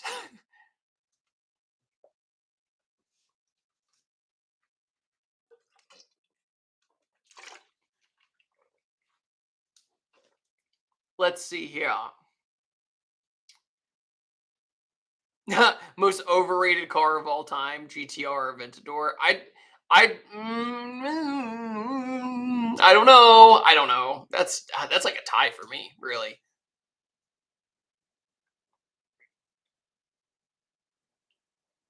You know what? I will. If I see a question that I like, I'll answer it, but I'll also ask it, all of you at the same time. How about we do that? So let's say we'll start with that one. What is the most overrated car of all time? Because I did a video on this, but people actually had a ton of other answers in the comment section. You know what? To be fair, when we say GTR, let's say R35. We'll stick with R35 because that's kind of like the one we've been around the most, I would say, in America. Because we've had it since 2008, so we can make an objective opinion about it. Because when you can have something, you add legendary status to it, right? And R34 for me was a very special moment. But if you're from Australia or Japan or wherever, it was like, yeah, I've seen it a million times. Who cares? Also, I have a question. Is there anybody still here from Australia? I don't know what time it is there, or down under in general. Is anyone here from down under? Because I have a really interesting question for you. I want to see if they come up. Okay, so, oh wait, okay, so in Australia and New Zealand, is the Mark IV Supra looked at in a legendary way, the way the Americans look at it? Or is it like, it's whatever? You know what I'm trying to say? Because some Australians I've talked to have said, yeah, it's whatever. It was just another car because it's like RBs are better kind of mentality. Now they're grocery getters. Oh man, that's funny. That's so funny. That's so funny. So I actually had a vlog channel for a while, but I just couldn't keep up with it because I'm a one man army. To be fully transparent, super. These are so funny. Oh man, that's so funny. But no, that's exactly the answer I've gotten from a lot of people from there. That's so funny. Oh man, backroads in America or Europe? Why do you got to do this to me? I think the one advantage of most back roads in America is that they're wider. Like I've driven some incredible roads in Europe. I've done Stelvio Pass. I've done tons of Switzerland, like out in the Alps. That was great. But man, American roads, in my opinion, are a little bit easier to go faster, if that makes sense. And then in Europe, it's so scenic and gorgeous and beautiful, but a lot of times the roads are a little bit skinnier. So it gives you a little bit more paranoia. That's how I would say. South France is amazing. South of Spain is amazing. Like going towards, if you're going from southern France into Spain towards Barcelona, oh my God, some of the best roads I've driven. They were so rad.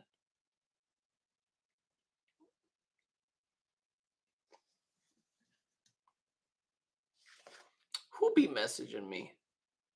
Okay, make sure it wasn't an emergency. Upcoming collabs that you can discuss. Oh, well, the first one's Throttle. I know I mentioned that earlier, guys who are watching. That was my number one of this year, so I'm very, very excited about that. So I'm driving a bunch of their project cars, so that's gonna be a really fun time. All right.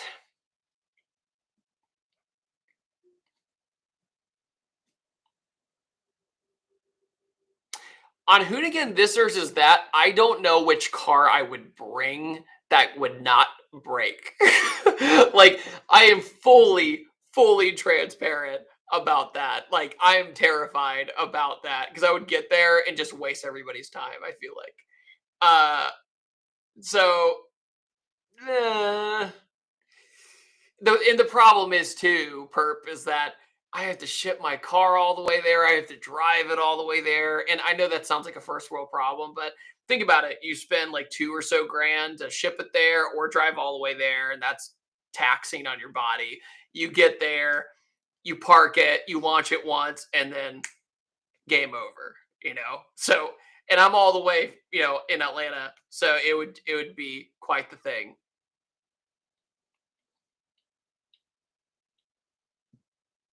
Yeah, Smurf after the crash has never been the same. So yeah, it's one of those things where I've dealt with wiring issues and stuff like that. So I always tell people Smurf is kind of like when you go to an aerospace museum and you see like a legendary jet on a plinth. Jeremy Clarkson had a good quote about this. I'm stealing this quote, that you take a car that you love that's like done its duty and it's kind of like a show car now. Like Smurf, I still drive every now and then to diagnose it, but when it comes to like performance wise, it needs to be refreshed. It needs probably new gears in the rear end or a stronger diff. It needs just little things here and there. So that's another thing.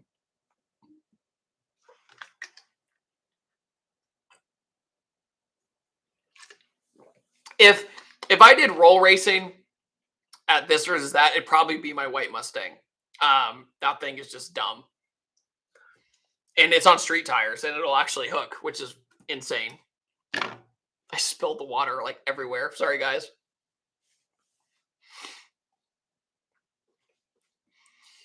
Oh man, let's see here.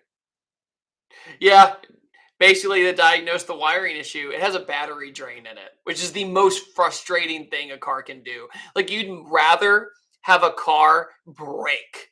You know what I mean? Be like, oh, like my gear went bad in my transmission. Oh, I'll fix that. Wiring issues is just gremlins you're dealing with forever. Right. It's just rough.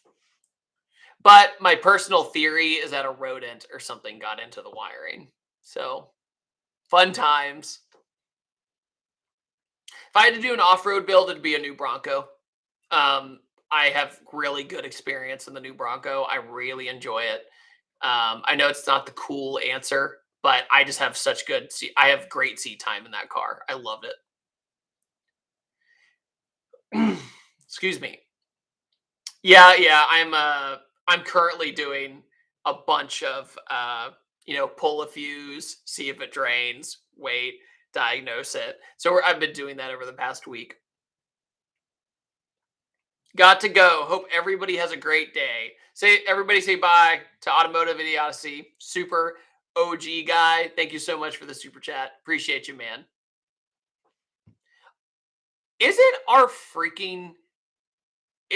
the freaking like subscriber base or viewer base of That Dude in Blue so nice? Like, I'm not just saying that. Have you guys ever noticed it, or am I crazy? Like, I feel like a lot of the other automotive like YouTube channels, you go to the comment section and you'll have like people saying awful things, and then you'll be like, "Hey, man, don't say that about that guy." I think we're very, very blessed on this one for sure.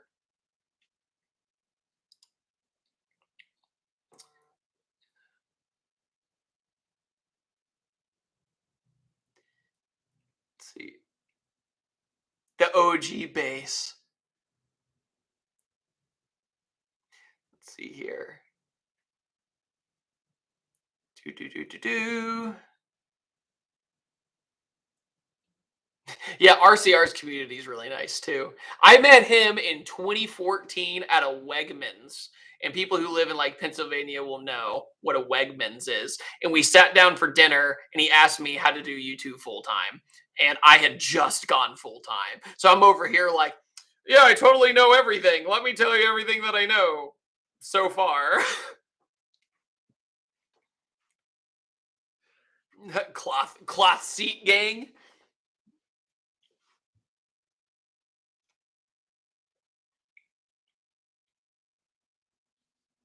F-150 is just stock, nothing spectacular right now. I did know Wegmans is in Richmond now too, but back then it was not. Is there anyone you still haven't met you would want to meet? That's a really great question. I haven't met Stradman yet. I hear only nice things about him.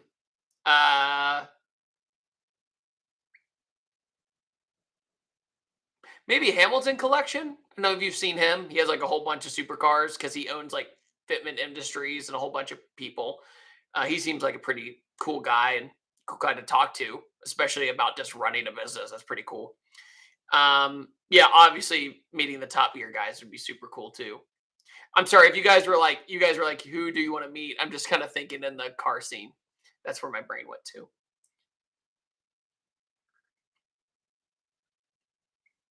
So, do you consider some road trips around European countries? So, I actually have been extremely, extremely blessed um, to drive a lot of Europe. I typically do it for vacation, so I do film it, but sometimes it's just for me. But I have not dug my claws into a lot of the car culture in each country, except Germany. I went to the Nurburgring and saw that. That was really cool. Also, somebody had a good question earlier. I'm trying to find it. Blah blah blah blah blah blah blah blah blah blah blah blah blah. I lost it. I'm sorry, everyone. All right.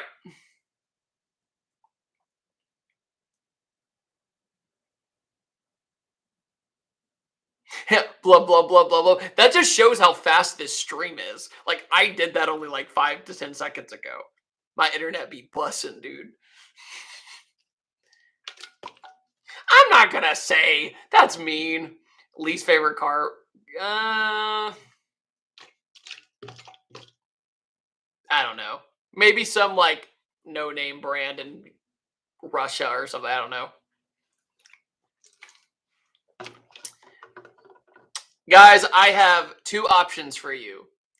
I can either end the stream on a high note right now, or I go pee and I come back and you guys have to entertain each other. Pick one.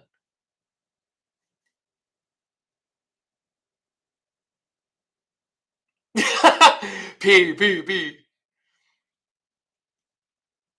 Dude, my bathroom is literally like 5 feet away, so it's fine. But first, I'm gonna hold it.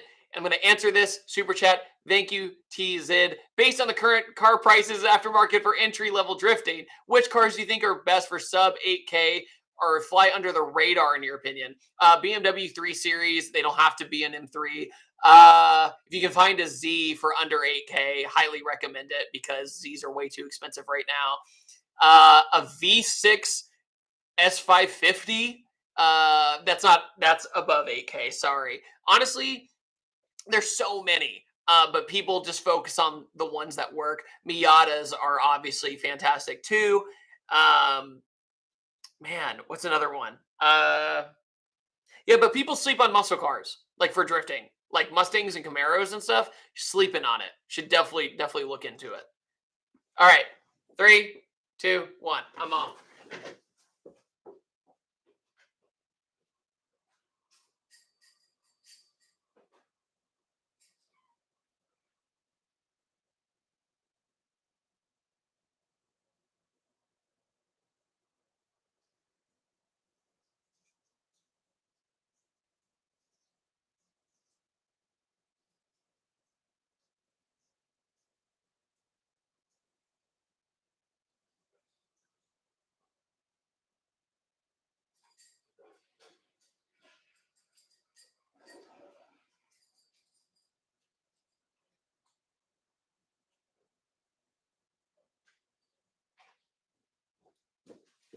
Okay.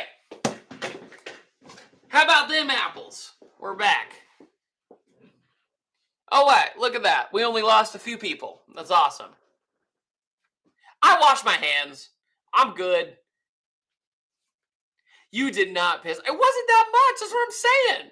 I'm just saying it was like just enough. You know that feeling when you're driving on a road trip and you're like, it's right there. Like, I don't need to go that bad, but now it's just annoying. So I couldn't focus on this. You know what I'm saying? Bro, piss in his corner. You're welcome. Now you know. All right. Let's move on.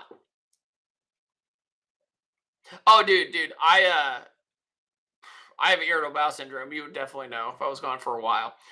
Iraqi food cart. How did you chase after your first car review? Uh, thank you for the super chat. It's because my best friend let me drive his car, but also I drove my own cars first as practice. That's a very nutshell explanation of the story. And then lo and behold, people saw that I was driving one car, so they'd be like, "Oh, you can handle this one. You can handle this one." Have all of your dream cars, but can never drive them, or have one dream car, but gas is 10 times the price. Oh, one dream car, but 100%. Because I can tell you the biggest first world problem that I have, and it's not even a problem, it's just inconvenient, is first of all, I'm a car hoarder. I haven't sold any of my projects, even though I totally should. Um, I'm out of space. So if you have 10 cars and you don't have the place to put them, it's really annoying. So that's one thing. You're just like, sure, what am I going to do? Okay. So, Andrew, thank you so much for the super chat. Got that gold color. Hey, David, I'm trading in my 2012 Acura TSX for a Genesis Coupe 2-liter turbo, but I still owe 11K on it. A dealership told me I had to put 3K down on each car. Does that sound right to you?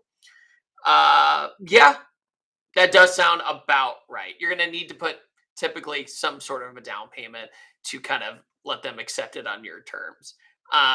So yeah, unfortunately, dealerships doing dealership things. What would you go for, a project car for drifting or a project car for time attack? If I were to do it all over again with my drift coupe, which I know we briefly touched on earlier, I would have bought an S550 Mustang with a manual, put an angle kit on it, and been done. And then I could just go do drift week and I could do all these cool things. But instead, I had to make my life hard. And think about it. The Coyote is a great motor, makes 400 wheel horsepower right out of the box. Pretty much, you'd be set. But Project R for Time Attack, something small. Something probably all-wheel drive or rear-wheel drive. The Miata is the easy answer. But I'm trying to think of some GR86. There you go.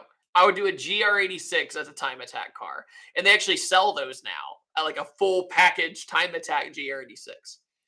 If you have 10 cars, you could sell 9 of them. That's true, Iraqi Food Court, but I think in that question, I wasn't trying to cheat. So yeah, I think that's kind of cheating. A big brain, paying cash.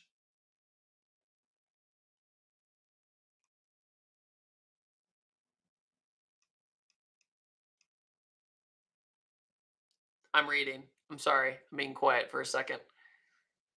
The weirdest car you've ever reviewed. That's a good one.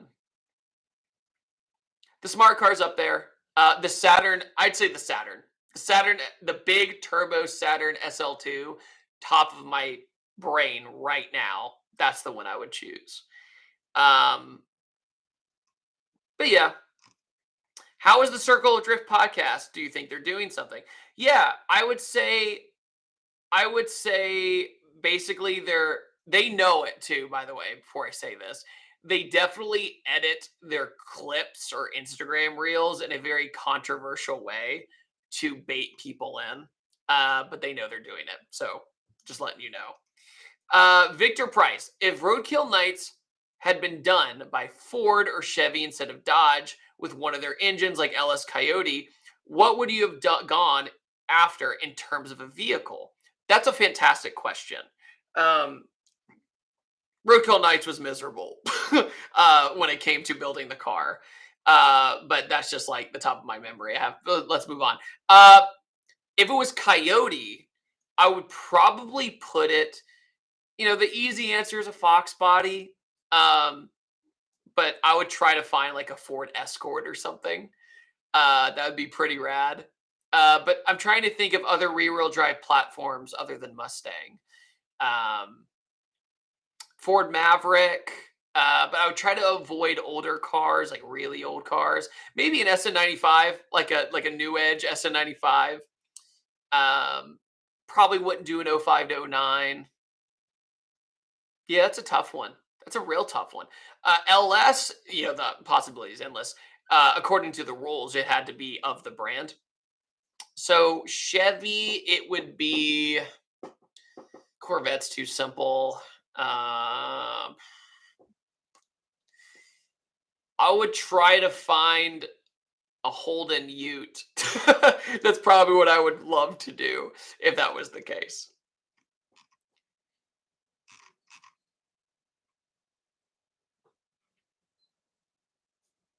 Let's see what some people said. Coyote and a Fairmont, an Excursion. Let's see here. I'm inheriting an S197. If it's the 463 valve, don't boost it. Just enjoy it. Put bolt-ons on it. And if it's a Coyote, go at it. Let's see here. An LS1 Sonic would have been dope. I would totally try to make that happen, but not in 23 days. I would totally try to make it happen if they gave me 4 months, but not in 23 days. Sean, thank you, Sean, for the super chat. Appreciate you. Now I am on my computer instead of my work computer. Thanks for answering my questions. Here's to one more. What would you be most interested to know from us?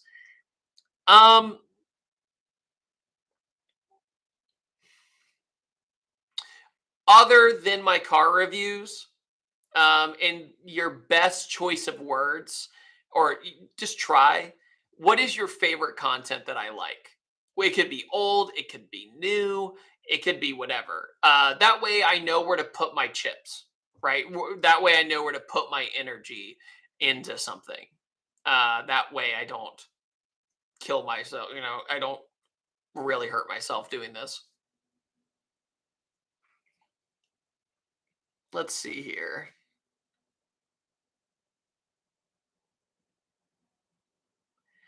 Car culture talk, vlog, snow drift. Man, see, here's the thing about building cars, man, is building cars for me, I'm always very proud of those videos, but they're really inconsistent when it comes to viewership. And unfortunately, that's what keeps me alive.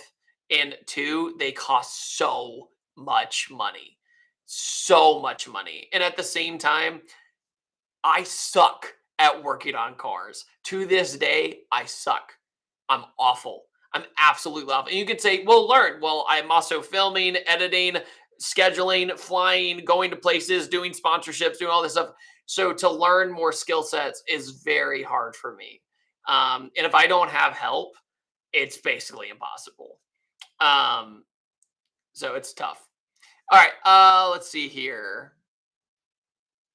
I like when you talk about car updates with the new stuff coming out. I love making those videos. It's like doing a news show in my own way, It's really fun. Oh, you work it offline now? That's awesome.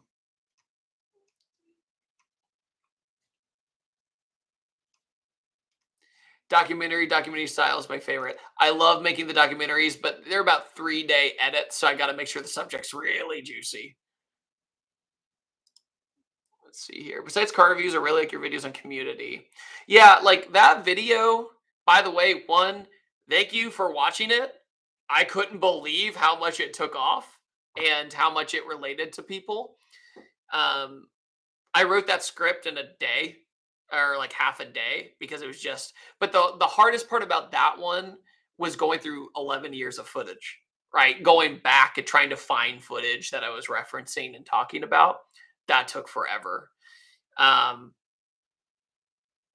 but I would say I'm trying to recapture the magic of that video, but like there's not a lot of subjects that are like that, right? That are that nostalgic. That was a lightning in the bottle video. So if you guys could help me out with other topics you'd like me to cover, but you have to think of it this way too. Topics that not only you would like, but the world would like. And that is a really hard thing to meet in the middle. So I try to be as transparent as possible with my YouTube channel rather than just be like, those are all great ideas. I'd rather be absolutely transparent with you and what I think about it. So that's why I always love asking you guys. SVT Contour, that was a fun one. The EG is going to the dyno next week. Very excited about that.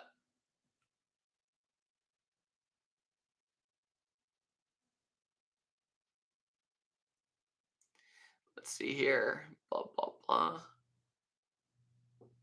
I'm sure we could come up with another idea. I'm sure we could, man. Let's see.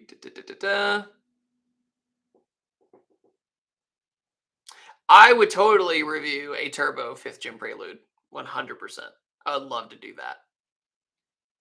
Good morning from Malaysia. God, dude, this is amazing. Guys, I'm going to end the stream in 12 minutes. So if you have anything to ask or talk about ideas for documentaries, let's get it going. Victor, thank you for the super chat. Thoughts on Toyota CEO Akio Toyoda stepping down? Okay, great topic. Great topic. I was worried at first, but then I noticed the guy he appointed was in charge of Gazoo Racing. So GR. So the guy who's running GR is now in president. He's going to care. He's going to care about the performance cars. So that was my number one fear of that. So that makes me a little happier about it, but we won't know. We won't know. If you guys have good ideas, I'm going to write them down. Give me 1 second. How would you end the Fast and Furious? Easy. Fast and Furious 7's ending. Done. All right, let's see here. Jackson Tavares. I'm so sorry. Tavares. Is that how you say it? I apologize. Thank you so much for the super chat. David, I would want to hear your opinion on the new E86 or A86 from Toyota, the hydrogen EV version. So, hydrogen was what I was going to put my faith into for a very long time. But we still don't have a really clean way to gather hydrogen. I know there's always a bad thing about collecting anything for energy right now, unless we put nuclear power plants in every single car. Which, yes, there's a risk with plutonium. It was a joke. But the EV and hydrogen version, I think they look really cool. I think they're really rad. And it's cool that they're experimenting with different things and not just putting EV only. I think that's very cool. Let's see here. Would you play a cameo role in Fast 10? Yeah. And then off camera be like, what are you doing? Stop.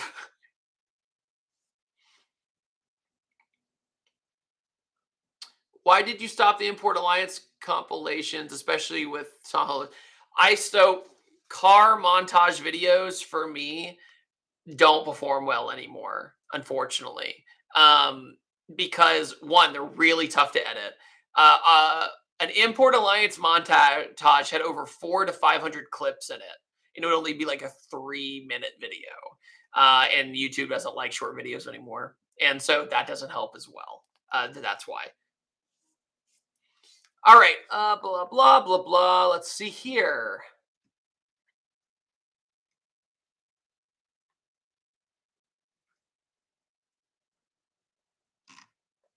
Meaty Taco. That is quite the name, my friend. Thank you so much for the super chat.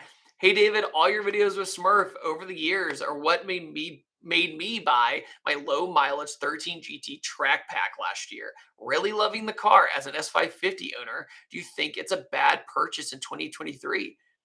No, I don't think so. It's a great introduction to the Coyote engine. At the same time, they're just fun, man. Like, they're a little sketchy in a way because the live axle. It really helps, like, to learn driver technique with them. It's plenty of power to really get a hold of and understand horsepower. So no, I think you did the right thing. I hope you really enjoy your car. I think it's going to be a good time. Tarab Nadia, thank you so much for the super chat. I appreciate it, man.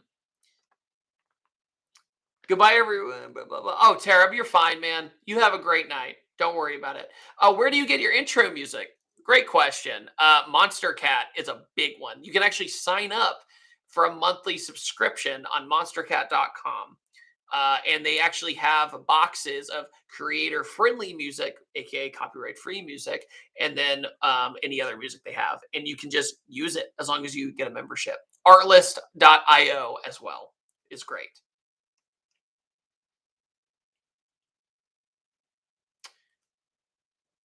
No, Meaty Taco, you're safe. You're safe and sound.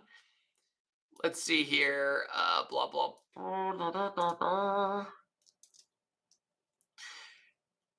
Question video idea. First car for an enthusiast that's getting into the car scene, and for someone who's like me getting a driver's license. I mean,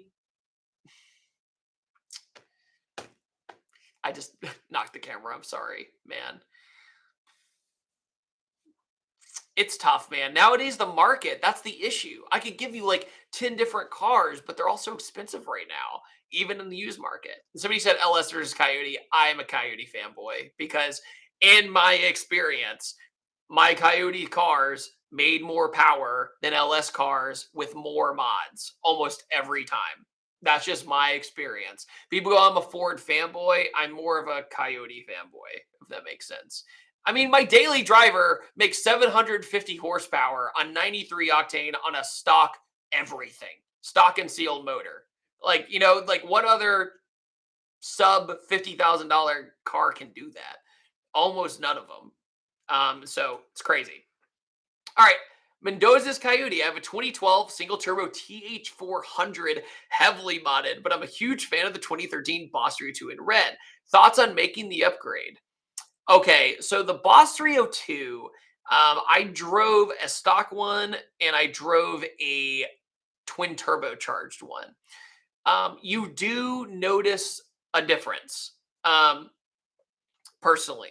Plus, with the 2013, you get the better taillights, the cooler front end, the suspension's a little bit better.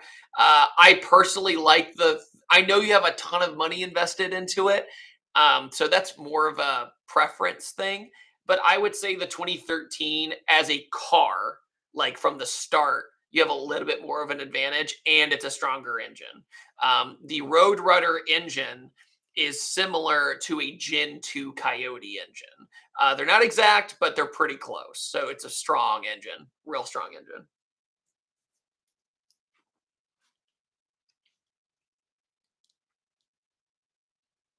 Would you ever own a Voodoo powered car? Yeah, yeah, I would. Past 2017, when they fixed the oil filter issue, yeah, I totally would. I love the GT350. It's such a fun car to drive.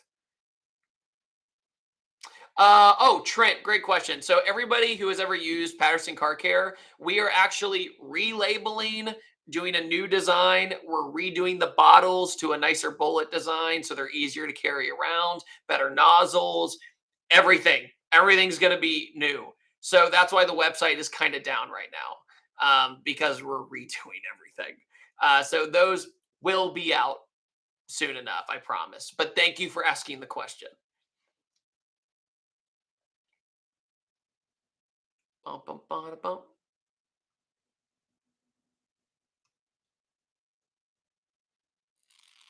Let's see. Hey, David, I've been a subscriber since 2014-15. I couldn't make a moment to Ultra EDC after your EDC review. EDC.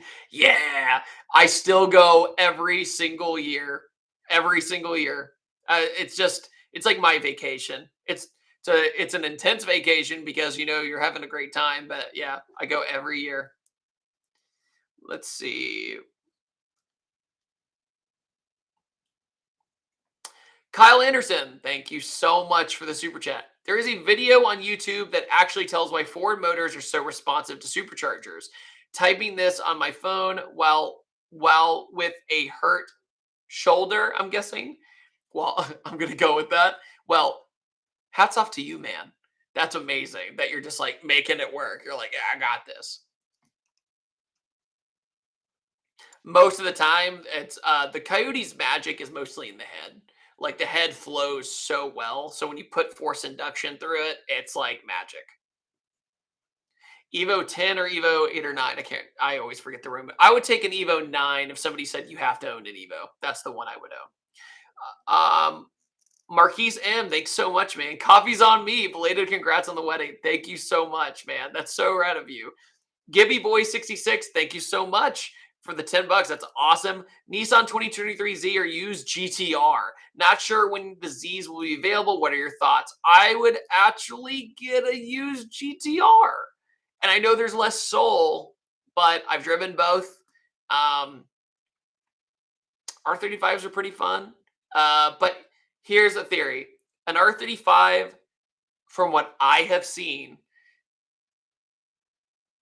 is a temporary purchase.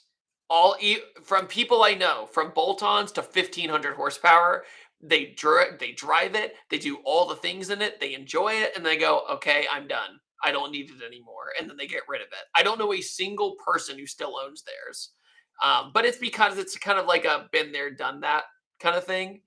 But yeah, GTR. I would pick the GTR. Let's see. I used to do POV videos in my cars, but I'd have to get them all working first. That's a good idea though. If I just did like all my cars in one video, that'd be kind of cool.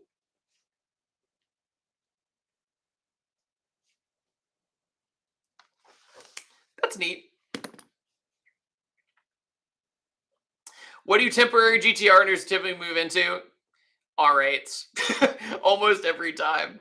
R8s are like Lambo or something, or they go back. They go back to like a Supra or something else. Maybe not anymore. But one of my friends had one of the fastest GTRs in Florida, and then he sold it and went back to a Mark IV Super build instead because it was more raw. You know. All right, we have 1 minute. I'll go a little bit over. I'm gonna go a little bit over. You got 1 minute, and we'll see what we got. Let's see, KB toy. Holy crap, I haven't seen that in forever.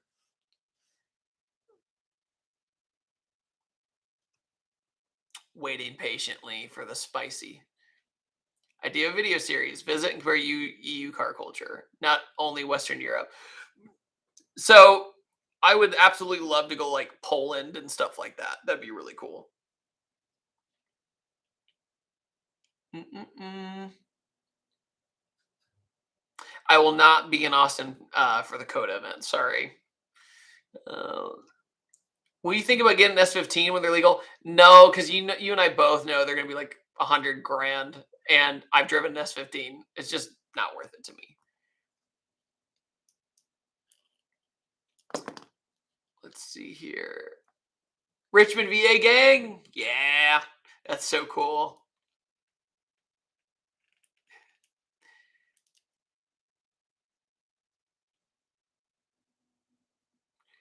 Oh man, well guys, it's been a minute over, and I'm gonna say, don't leave yet. I have something to say. I just want to thank everybody who came on such short notice. It was literally like 30 minutes before. Also, thank you to everybody who was patient with me when the audio wasn't working. That was really, really inconvenient. And I really apologize. I was embarrassed. And at the same time, you guys rock. Thank you to everybody who did the super chats. Like the super chats, I know it can be kind of frustrating. I'm not encouraging you to, but it's amazing that that is one step closer to me going overseas to film a documentary, right? And that just means the world to me. And I will probably attempt, I'm not going to promise, I'm going to attempt to do this more often. So I'm going to attempt to do this more often. So thank you, everybody. I think the next the next upload will probably be on Sunday. So I will go from there, man. We'll go from there. Thanks, everybody, and have a wonderful night. And I'll see you at the next video. Bye, guys.